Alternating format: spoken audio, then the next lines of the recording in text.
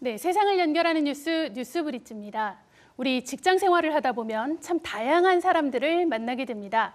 그중엔 나와 맞는 사람도 있고 또 나와는 안 맞는 사람도 있습니다. 또 소통이 잘 안 되기도 하고요. 때로는 갈등이 생기기도 합니다. 오늘은 직장에서 동료들과 대화하는 법 살펴보겠습니다. 이민영 박사 자리 함께했습니다. 어서 오세요. 네, 반갑습니다. 네, 박사님. 직장이란 곳도 정말 다양한 사람들이 모여 있다 보니 여러 가지 일들이 생기게 마련입니다. 직장 내 인간 관계에 대해서 고민하는 분도 많을 것 같은데요. 어떻게 봐야 할까요? 우리가 이성으로는 내가 어떻게 행동을 해야 해, 어떻게 말을 해야 해, 굉장히 잘 알고 있습니다. 그런데 행동으로는 그렇게 나가지 않을 때가 굉장히 많아요. 근데 이유가 뭘 것 같으세요? 글쎄요, 다른 사람을 잘 몰라서.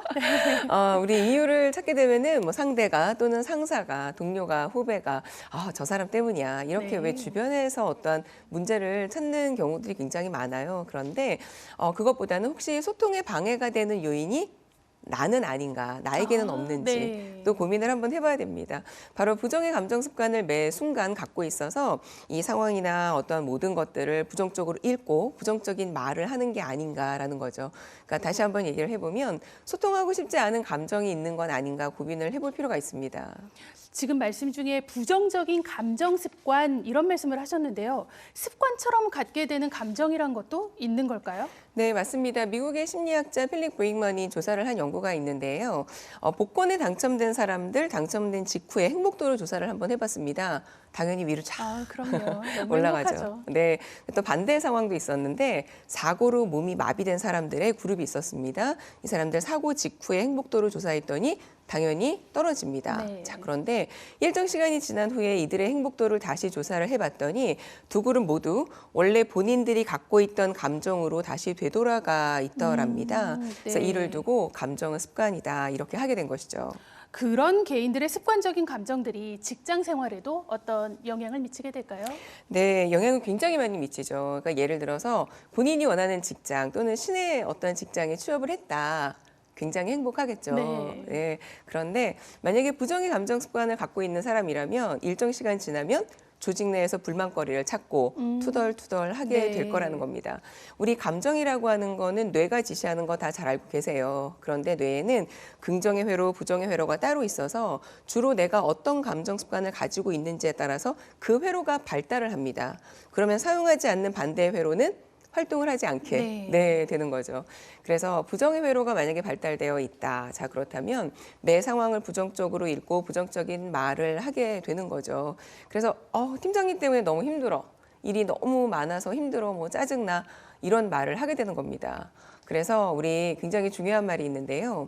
언어의 습관은 감정의 습관이다. 네, 예, 언어의 이런 말이 습관은 있습니다. 감정의 습관이다. 네. 그래서 직장 내에 불편한 사람이 있다고 한번 가정을 해볼게요. 그런데 그 불편한 사람이 사라졌다. 그러면 그 사람에게 과연 행복이 올까? 그렇지 않을지도 모른다는 거죠. 왜? 또다시 불편한 사람이나 상황을 찾아서 또 투덜거리게 될 거라는 겁니다. 네. 자, 그래서 이런 이론이 있어요. 긍정, 부정, 정서의 독립성. 네. 서로 떨어져 있습니다. 그래서 부정을 일으키는 부분과 긍정을 일으키는 부분이 따로 떨어져 있어서 부정적인 상황이나 내가 불만을 갖고 있는 어떤 그 상황이 해결이 된다 해도 그 사람에게는 행복이 오지 않는 거죠. 그러니까 다시 말씀을 한번 드려보면 나를 불편하게 하는 사람이 없어져도 나에게는 행복이 오지 않는다. 그러면 불만족스러운 일, 부정적인 이야기, 불평불만 할 필요가 없다는 겁니다. 네. 그래서 결국 직장도 그렇고 가정도 마찬가지인데 소통이 잘 되려면 본인의 감정 상태를 긍정으로 바꾸는 게 우선인 거죠. 네. 그런데요, 우리가 직장 생활에서 만나는 사람들은 말 그대로 공적인 관계거든요. 그리고 직장 생활이라는 게 어느 정도 업무 면에서 성과를 내야 하기도 하고요. 항상 긍정적인 감정으로 긍정적인 말만 하기에는 조금 어려운 관계가 아닐까요? 맞습니다. 그래서 제가 말씀드리는 거는 무조건 잘했어, 좋아, 이것만 말씀드리는 건 아니에요. 그러니까 아무래도 업무 상황에서는 공적인 대화가 이제 필요할 거고요. 상황이 좋을 때는 상관이 없어요. 근데 상황이 안 좋을 때는 싫은 소리도 해야 되고, 지적도 해야 되고, 그렇습니다. 사실은 이제 그렇잖아요. 근데 그럴 때 이제 어떻게 대화를 나누면 되는지도 약간의 팁이 있어서 말씀을 드리려고 합니다. 두 가지만 조금 기억을 해주시면 되는데요. 감정을 배제하고 사실만 객관적으로 전달을 하는 겁니다. 네. 이를 우리가 피드백 스킬이라고 이야기를 하고요. 피드백이라고 하는 거는 진행된 행동이나 결과를 본인에게 다시 되돌려주는 네. 거예요. 그러니까 사실을 얘기해 주는 거죠. 그러니까 잘한 부분은 어떻게 잘했는지 또는 부족한 부분이 있다면 어떻게 잘못됐는지를 다시 되돌려주는 겁니다. 그래서 제가 앞서서 말씀드린 것처럼 두 가지만 기억을 하면 상대의 기분을 상하지 않게 할 뿐만 아니라 원하는 행동도 끌어낼 수가 있습니다. 감정을 배제하고 관찰된 사실을 이야기하는 건데요. 제가 직장 초년생일 때 제 사수에게 실제 들었던 말이 있어요. 네. 그렇게 해가지고 앞으로 직장 생활 못한다. 아이고, 네. 근데 이거 어떻게 들리세요? 아유, 말만 들어도 제가 힘들죠. 그죠? 그러니까 굉장히 지금 오래된 일이에요. 그런데도 아직 제가 뭘 잘못했는지 모릅니다. 네. 네. 그리고 또 미래 확대 해석을 했죠. 근데 여기서 제가 기분이 유쾌하지 않았던 기억이 있고 가장 중요한 건 저의 발전에 도움이 되지 않는다는 거죠. 그럴 수 있을 것 같습니다. 감정을 배제하고 사실만 객관적으로 전달하기. 사실 참 당연한 얘기인데 이렇게 하기가 또 가장 어렵거든요. 올바른 피드백 어떻게 가능할까요? 어떠한 부분에서 무엇이 잘못 적용되어서 어떻게 하면 되는지를 행동으로 명확하게 알려주면 됩니다. 네. 그러니까 우리가 쉬운 예를 한번 들어볼게요. 아침에 아이들 학교 갈 때 깨우기 힘드시죠? 아이고 어렵죠. 네. 그래서 뭐 지각을 하기도 하고 막 서둘러서 이제 등교를 하기도 합니다. 근데 이 모습에 우리 엄마 아빠 어떻게 이렇게 매일 늦잠이야? 이래서 나중에 어떻게 직장 생활 할 수 있겠어? 네. 이런 말들 우리 가정에서 많이들 하실 텐데 여기에서 잘못된 부분이 뭐가 있을까요? 정말 매일 그랬을까요? 그리고 또 학생인데 직장 생활이라뇨. 그러니까 매일이라고 하는 이 부분 그 말이 기분이 나쁩니다. 네. 진짜 말씀하신 것처럼 매일은 아닌데 네. 그리고 나중에 사회생활 그 미래 확대 해석을 했죠. 이거는 옳은 게 아닙니다. 그러니까 기분이 유쾌하지 않습니다. 자, 그러면 어떻게 바꿀 수 있냐면 어제 오늘 늦잠을 잤어. 엄마가 지각할까 봐 걱정돼. 그러니까 정말 네. 담백하게 사실만. 지금의 사실. 맞습니다. 네. 그런데 제가 학부모님들 교육을 많이 가요. 그래서 이러한 얘기들 말씀을 드리면 그렇게 해서 애들이 도통 말을 듣지 않는다. 네. 이런 이야기들도 하세요. 근데 여기서 더 중요한 건 뭐냐면 강도 높은 말을 계속하면 우리 아이는 거기에 또 내성이 생겨요. 네. 그러니까 엄마 아빠 말에 아이들은 반응을 하지 않게 됩니다. 그래서 우리가 아이를 비난하기보다는 부모님들께서 걱정되는 그 부분을 이야기를 하시면 되는데요. 나중에 더 큰 일을 그르칠까 봐 엄마 아빠가 걱정돼. 쉽지는 않겠지만 네. 이렇게 말하기 하는 방법을 제가 알려드리고 싶습니다. 네, 그런데요. 또 가정은 그런데 직장은 또 약간 다른 것 같아요. 나와 잘 맞는 사람만 있는 건 아니고요. 나랑 코드가 다르고 가치관과 다르고 생각이 다른데 이런 동료들이 또 분명히 있거든요.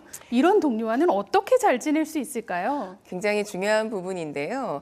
그러니까 인간관계가 수학이 아니에요. 그래서 어떻게 해야지 정답이 있다라는 거를 말씀드리기가 참 어려워요. 그리고 우리가 사람들에 대한 경험이 있잖아요. 이 사람에겐 이렇게 했는데 굉장히 좋았어. 네. 그런데 저 사람한테 똑같이 했더니 안 돼. 이러면 굉장히 난감합니다. 그러니까 실제 사람의 성향에 따라서 어떤 그런 다른 대화법 혹은 인간관계를 맺어야 하는 방법들이 있는데요. 그러니까 예전에는 이런 대화법들이 있었어요. 그러니까 서로의 공통의 관심사를 찾아서 그에 대한 이야기를 하고 뭐 라포를 형성하고 네, 라포라고 하죠. 네. 네. 이런 대화법들이 있었는데 사실은 이것도 문제가 되는 게 공통의 관심사를 찾고 싶은데 상대가 본인의 이야기를 잘 안 합니다. 네. 그리고 라포를 형성하고 싶지만 상대는 사교적이지 않아서 혼자 있는 걸 더 좋아해요.